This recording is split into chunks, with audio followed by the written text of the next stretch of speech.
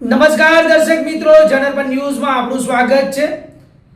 હું છું આપણો મિત્ર કંચન પરમાર। આવો સાંભળીએ આજના મુખ્ય સમાચાર।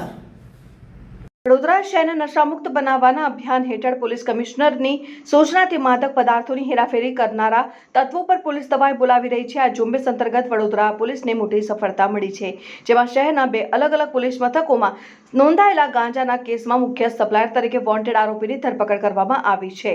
ઝડપાયેલ આરોપી શાંતિલાલ બાબુલાલ નીનામા મધ્યપ્રદેશના રતલામ જિલ્લાના બિલપાંક પોલીસ સ્ટેશન વિસ્તારના ગામ ખારીનો રહેવાસી છે। વડોદરા એસઓજી અને એલસીબીની તપાસમાં આ શખ્સનું નામ ગાંજાના સપ્લાયર તરીકે બહાર આવ્યું હતું। ત્યારથી તે પોલીસ ધરપકડ ટાળવા નાસ્તો ફરતો હતો।